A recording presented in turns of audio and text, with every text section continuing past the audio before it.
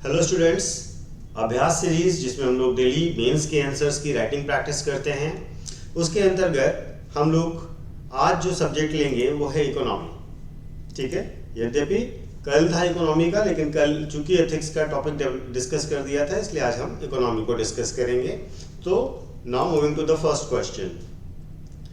The last decade has seen as a rise in the gig economy, where instead of full-time employment, organizations contract with the independent workers for short-term engagements. Discuss the opportunities and challenges provided by this kind of new trend in the job market. ठीक है, देखिए पिछले एक दशक से अगर आप देखें तो बहुत तेजी से गिग इकोनॉमी ग्रो की है। ठीक है, इसमें क्या करते हैं, जो एम्प्लॉयर्स होते हैं वो फुल टाइम एम्प्लॉयमेंट नहीं देते हैं, बजाय इसके कुछ वर्कर्स को हायर कर लेते हैं शॉर्ट टर्म के लिए for the work being only, और इस तरीके से वो वर्क करते हैं। तो आपने देखा होगा इधर बहुत सारे ऐसे छोटे छोटे इंस्टीट्यूशंस हैं, जैसे ओला उबर है ना, स्विगी है। तो ये लोग क्या करते हैं, ये लोग जो काम दे रहे हैं ये कोई परमानेंट जॉब नहीं है, ये बस ये है कि फॉर द टाइमिंग आपको जॉब मिला हुआ है। तो ये जो इकोनॉमी का सेगमेंट है, जो नया इकोनॉमी का सेगमेंट आया है, वो क्या है, गिग इकोनॉमी का। ठीक है, तो क्वेश्चन में आपसे पूछा गया है कि इसकी अपॉर्चुनिटीज एंड चैलेंजेस, इस पर चर्चा करनी है आपको। ठीक है, तो देखिए सबसे पहले तो आप इंट्रोडक्शन में क्या करेंगे, गिग इकोनॉमी को डिस्क्राइब कर दीजिए। ठीक है, इसको हम sharing economy, collaborative economy, on demand economy, ये सब कहते हैं। 2016 की मैकिंसले रिपोर्ट के अनुसार 162 मिलियन पॉपुलेशन इन यूरोप और यूएस की 20 से 30% पॉपुलेशन वो किसी न किसी फॉर्म ऑफ इंडिपेंडेंट वर्क में लगी हुई थी, यानी कि that is in gig economy. ठीक है, तो एक तरीके से एक ब्रॉड कितना तेजी से बढ़ रहा है वो हम बात कर दिए। इसके बाद आप बताइए कि गिग इकोनॉमी होती क्या है।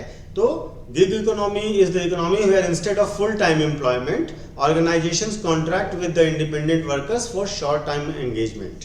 ठीक है, इसमें क्या होता है, ये टेम्परेरी होते हैं, फ्लेक्सिबल जॉब्स होते हैं। ठीक है, और companies tend towards hiring independent contractors and freelancers instead of full time employees, क्योंकि इससे कंपनी को भी अपने फायदे हो रहे हैं।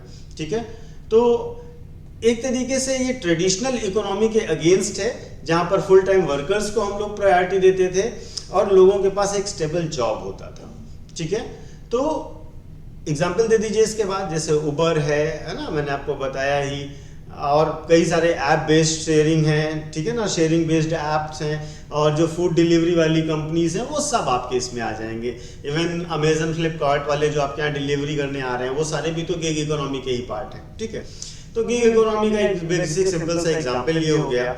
ठीक है, इसमें देखिएगा कि इंडिया में जो गिग इकोनॉमी का सेगमेंट है, इसको भी मैंने आपको बताने की कोशिश की है कि किन किन सेक्टर्स में कितने कितने लोग हैं, ये नीति आयोग का डेटा है। ठीक है, खैर अब क्वेश्चन पे वापस आते हैं। आपको अपॉर्चुनिटीज एंड चैलेंजेस बताने थे, तो अपॉर्चुनिटीज में सबसे पहली बात बेस्ट टैलेंट की बात होती है। ठीक है, जो लोग जिस काम में बेस्ट हैं वो लोग हम हायर कर सकते हैं, वो जहां पर भी हो, उनको ज्योग्राफिकली हम बाइंडिंग नहीं रख रहे हैं। ठीक है, आपके पास अच्छा काम करने वाले यहाँ पर है तो हम यहाँ पे लेंगे, वहां पर है तो वहां पर लेंगे, एक जगह पर पर्टिकुलर लोकेशन पर बांध करके लेने की जरूरत नहीं है। हम अपने हिसाब से, अपने काम की जरूरत के हिसाब से बेस्ट टैलेंट को हायर कर सकते हैं, पहली चीज। दूसरी चीज फ्लेक्सिबल वर्क है। ठीक है, आपके पास आपको काम करना है तो आप करिए, नहीं करना है तो आप वेट कर सकते हैं, आप अपना टारगेट अचीव करिए, आपको जो टारगेट है वो खुद से डिसाइड करिए। ठीक है, जैसे आप मान लीजिए फूड डिलीवरी कर रहे हैं, तो आपके पास फ्लेक्सिबल जॉब है, आपको करना है तो करिए, नहीं करना है तो ऐसा कोई परमानेंट कंपल्सन नहीं है कि आपको 10 से 5 तक वहां बैठना ही बैठना है। It is a flexible type of work. ठीक है, तीसरी चीज क्या है, इसमें कंज्यूमर और ऑर्गेनाइजेशन दोनों का फायदा है। कंज्यूमर के पास भी विकल्प बढ़ जाते हैं। ठीक है, जैसे आप टैक्सी का ही एग्जांपल लीजिए, तो अभी आपके पास बहुत सारी टैक्सी ऐप्स हैं। ठीक है, तो मान लीजिए कि एक ऐप ने डिनाई कर दिया, आप दूसरे पे जाइए, दूसरे ने दिया कि थर्ड जाइए, और आप देखते हैं पूरे शहर में टैक्सी और बाइक टैक्सी इस तरीके के आपको बहुत तुरंत मतलब ऑन डिमांड अवेलेबल है, और लो कॉस्ट भी है क्योंकि कंपटीशन ज्यादा है। तो जाहिर सी बात है कंज्यूमर का फायदा है, ऑर्गेनाइजेशन का भी फायदा है। क्यों? क्योंकि ऑर्गेनाइजेशन को भी किसी को परमानेंट नहीं रखना है, वो जितना काम कर रहा है उसको उसी के हिसाब से पे करना है। तो बेसिकली क्या है, ऑर्गेनाइजेशन का भी फायदा है, आप काम का पेमेंट पाएंगे, आपको केवल उतना पेमेंट करना है, ये नहीं कि आदमी आया 10 से 5 बैठा हुआ, आपको पेमेंट करना ही करना है। ठीक है, तो ऐसा नहीं है, यहाँ पर क्या है कि आपको पेमेंट काम का करना है, तो एक तरीके से ऑर्गेनाइजेशन भी एक कॉस्ट एफिशिएंट हो जाता है। ठीक है, यही चीज अगले पॉइंट में मिनिमल कॉस्ट है। है ना, आपकी कॉस्ट बहुत कम हो जाती है। इवन हम ज़्यादा पैसा देते भी नहीं, कम पैसों में भी ये लोग काम करने को तैयार हो जाते हैं। जितना आपका परमानेंट वर्कर पहली बात तो ऐसे काम करेगा नहीं, दूसरी बात ये है कि वो उसके लिए ज़्यादा पैसे की डिमांड करेगा, यहाँ पर कम उसमें हो जाता है। लास्ट क्या है, स्किल डेवलपमेंट। देखिए आप तरह तरह के काम करते हैं, आपके अंदर कई सारी स्किल्स डेवलप होती हैं और ये आपके लिए फ्यूचर करियर में आपके लिए फायदेमंद हो सकता है। तो ये अपॉर्चुनिटीज हैं। अब हम बात करते हैं चैलेंजेस क्या क्या हैं। तो अगर हम चैलेंजेस की बात करें, सबसे पहली बात है कि जॉब इनसिक्योरिटीज है और लो इनकम है। पहली बात, आपको कोई परमानेंट जॉब नहीं दी गई है, आप कर पा रहे हैं तो ठीक है, नहीं कर पा रहे हैं वो कभी भी आपको हायर एंड फायर कर सकते हैं, तो जॉब इनसिक्योरिटी है। दूसरी बात है लो इनकम है। मैंने आपसे बोला ना, बहुत कंपटीशन है, आप भी टैक्सी लेके खड़े हो, अगला भी टैक्सी लेके खड़ा है, उसके बाद भी टैक्सी लेके खड़ा है, तो जाहिर सी बात है कंपटीशन बहुत ज्यादा है, आप अपने रेट्स नहीं बढ़ा सकते अगर आपको मार्केट में सर्वाइव करना है। तो इनकम जाहिर सी बात है कम हो जाएगी, क्योंकि आप अगर अपना चला रहे होते तो शायद थोड़ा ज्यादा लेते, लेकिन अब आप कंपनी से अटैच्ड हैं तो कंपनी अपना कमीशन लेगी, उसके बाद आपको कुछ देगी ना, तो जाहिर सी बात है आपकी इनकम और लो हो जाएगी। ठीक है, दूसरी चीज क्या है कि इनको वो सारे अधिकार और प्रोटेक्शन नहीं मिलते हैं जो परमानेंट वर्कर्स को मिलते हैं, जैसे हेल्थ बेनिफिट्स हैं, ओवर टाइम पर पे करना, ठीक है, सिक लीव पे करना, तो ऐसे बहुत सारी चीज। पहली बात तो जॉब सिक्योरिटी ही नहीं देते हैं, ऊपर से कोई राइट्स भी नहीं मिलते हैं, क्योंकि आप गिग वर्कर हैं, आप परमानेंट वर्कर नहीं हैं, तो कंपनी का इससे तो फायदा हो रहा है, कंपनी को कम कॉस्ट पे करनी पड़ रही है, लेकिन आपके लिए तो ये एक अलग नुकसान है। तीसरी बात यह है मोटिवेशन।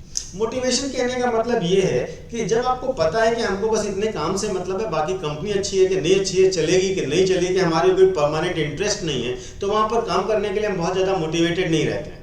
ठीक है, हमारा बस बेसिक इंटरेस्ट सॉल्व होना चाहिए, उसके बाद कंपनी रहे या नहीं रहे हमें कोई फर्क नहीं पड़ता। तो मोटिवेशन इश्यूज भी आते हैं काम को लेकर। इसके बाद कंप्लायंस इश्यू, कंपनीज भी जो लॉ कंप्लायंस है इन लेबर्स के लिए वो नॉर्मली पूरा नहीं करती है, क्योंकि इनको वो वर्कर्स के उसमें रिकॉर्ड ही नहीं कर रही है, तो इनको जो लीगल फ्रेमवर्क के अंतर्गत प्रोटेक्शंस मिलने चाहिए वो नहीं मिल पाते। ठीक है, लास्ट है करियर मैनेजमेंट इश्यूज।